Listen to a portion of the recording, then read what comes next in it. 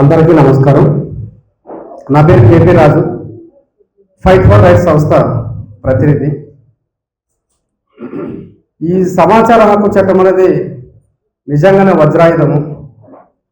మరి దీనిని సక్రమంగా అమలు పరిచినప్పుడే వజ్రాయుధం అవుతుంది. సో దాదాపుగా నేను 2015 నుండి ఇప్పటి వరకు ప్రస్తుతం నిరంతరం దరఖాస్తులు చేస్తూనే ఉంటాను, కానీ ఉద్దేశపూర్వకంగా కాదు. కానీ 20 సంవత్సరాలు పూర్తి చేసుకున్న శుభ సందర్భంగా మన జిల్లా కలెక్టరేట్లో మేము, అలాగే సమాచార హక్కు చట్టం పరిరక్షణ సంఘం వన్నరప్ప గారు, మిగిలిన సంఘాలు కూడా అధికారులకు సూచించారు. ఆ బ్లాక్మెయిలర్స్ ఎవరైనా ఉన్నారు అంటే వాళ్ళని పట్టించే బాధ్యత అధికారులదే. ఎందుకంటే దరఖాస్తు వేసిన తర్వాత మీ దగ్గర ఫైనాన్షియల్ సెక్టర్ కావచ్చు, లేదంటే వాళ్ళు మోసగించ కావచ్చు, లేదంటే వాళ్ళు బ్లాక్మెయిల్ చేయడం కావచ్చు, వాటర్ మేము ఏదన్నా కానీ మీరు చులకనగా వాళ్ళ దగ్గర పోతేనే అది జరుగుతుంది. మీ తప్పు ఒప్పులు గ్రహించాల్సింది, గమనించాల్సింది మీ ఉన్నతాధికారి, నాటే పిటిషనర్. ఈ దరఖాస్తుదారుడు కాదు. అది ప్రతి ఒక్క అధికారి తెలుసుకోవాల్సినటువంటి అవసరం. అట్లాంటప్పుడు ఆ అధికారి ఈయన తప్పు ఒప్పులు గమనించేటప్పుడు ఈ యొక్క ఆర్టీఐ కార్యకర్తకి ఏం సంబంధం ఉంటుంది? అలాంటప్పుడు మీరెందుకు వాళ్ళ దగ్గర లాలుచిపడుతున్నారు? అలాంటి వాళ్ళని మీరెందుకు ప్రభుత్వానికి, చట్టానికి పట్టించట్లేదు? ఈ విషయంలో కూడా అనేక సార్లు మేము చెప్పాం. ఏ ప్రభుత్వ అధికారులైనా సరే ఎవరు శత్రువులు కాదు. మీరు విధి నిర్వహణలో ఎంతో స్ట్రెస్ గురైనప్పటికీ కూడా మీకు ఎలాంటి సమాచారం కావాలన్నా కూడా, ఎలాంటి సమాచారం ఇవ్వాలి, ఎలాంటి సమాచారం ఇవ్వకూడదు అనే స్పష్టతతో కూడినటువంటి శిక్షణ కూడా సమాచార హక్కు పరిరక్షణ సంఘం ఆధ్వర్యంలో ఇవ్వడం జరిగింది, జరుగుతుంది కూడా. ఏ సందర్భంలో అయినా సరే మమ్మల్ని ఆశ్రయించినప్పటికీ మేము మీకు ఉచితంగా శిక్షణ ఇస్తాము, మీకు కావాల్సినటువంటి ధైర్యాన్ని ఇవ్వగలుగుతాము, మీకు వచ్చినటువంటి దరఖాస్తును కూడా ఏది ఇవ్వాలో ఏది ఇవ్వకూడదు అని చెప్పని మీకు స్పష్టంగా తెలియజేస్తూ అండగా దండగా ఉంటామని చెప్పినప్పటికీ కూడా అధికారులు ఎవరు ముందుకు రావట్లేదు.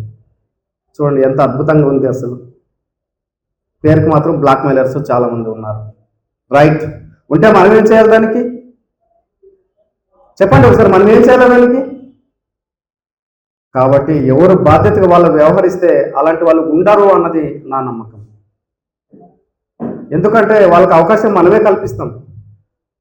అవకాశాన్ని మనం ఎందుకు కల్పించాలి?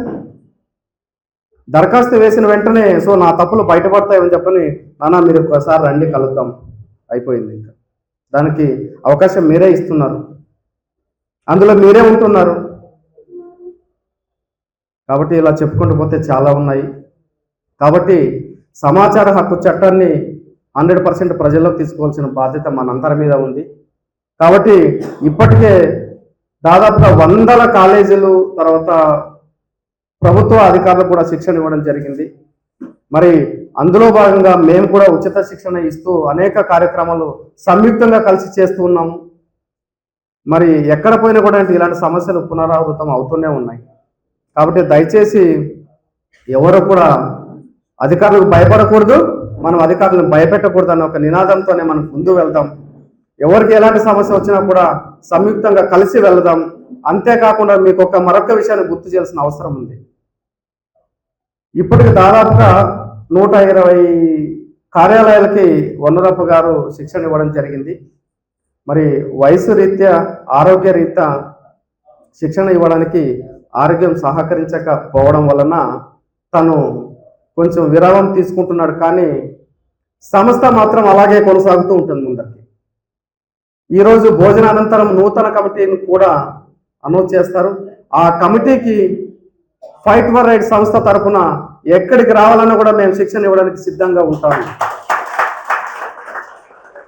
ఏదైతే ఉద్దేశంతో పెట్టారో, ఏదైతే దీన్ని ప్రజలకు తీసుకోవాలని ఒక ఆలోచనతో పెట్టారో, అలాంటి ఆశయాలను ముందుకు తీసుకెళ్లడానికి సమాచార హక్కు పరిరక్షణ సంఘం తీసుకున్నటువంటి నిర్ణయానికి మేము కూడా కట్టుబడి ఉంటూ ఎక్కడికి ఏ సమయంలో రమ్మన్నా కూడా మేము కూడా వచ్చి శిక్షణ ఇవ్వడానికి సిద్ధంగా ఉన్నాం. కాబట్టి ఎవ్వరూ కూడా మా సారు రాలేని పరిస్థితి అని మాత్రం అనుకోకుండా మీరందరూ నిర్భయంగా ముందుకు వెళ్ళాలని చెప్పని మరొకసారి మీకు తెలియజేస్తూ, మరి ఈ సమాచార హక్కు చట్టం నేటికి కూడా అమలు కావడం లేదు ఎక్కడాను.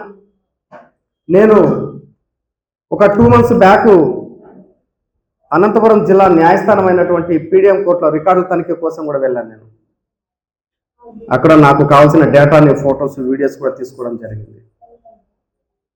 సామాన్యులు ఎవరైనా వెళ్ళగలుగుతారా? ఆ అవకాశం కల్పించింది ఆ చట్టం నాకు.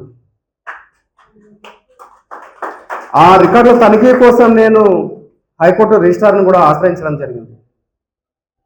అక్కడి నుంచి అనేక సార్లు తిరిగి నేను దాన్ని పొందాలా, నాకు కావాల్సిన సమాచారం, ఖచ్చితమైన సమాచారం తీసుకోవాలని చెప్పని నేను వెళ్ళి ఈరోజు అక్రమాలు కూడా వెలికి తీసి ఆ న్యాయస్థానంలో జరిగినటువంటి న్యాయమూర్తి పైన, తర్వాత దానికి సహకరించినటువంటి రక్షక భటుల మీద కూడా నేను కేసు ఫైల్ చేయడం జరిగింది.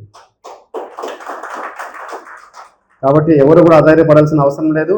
మీరు అర్ధరాత్రి వేళన్నా కూడా మేము సిద్ధంగా ఉంటాము. అది కూడా నీతి నిజాయితీగా పనిచేసే కార్యకర్తలకు అండగా ఉంటామని చెప్పని తెలియజేస్తూ, నాకు ఈ అవకాశం ఇచ్చినటువంటి అధ్యక్షుల వారికి ధన్యవాదాలు తెలియజేస్తూ సెలవు తీసుకుంటాను.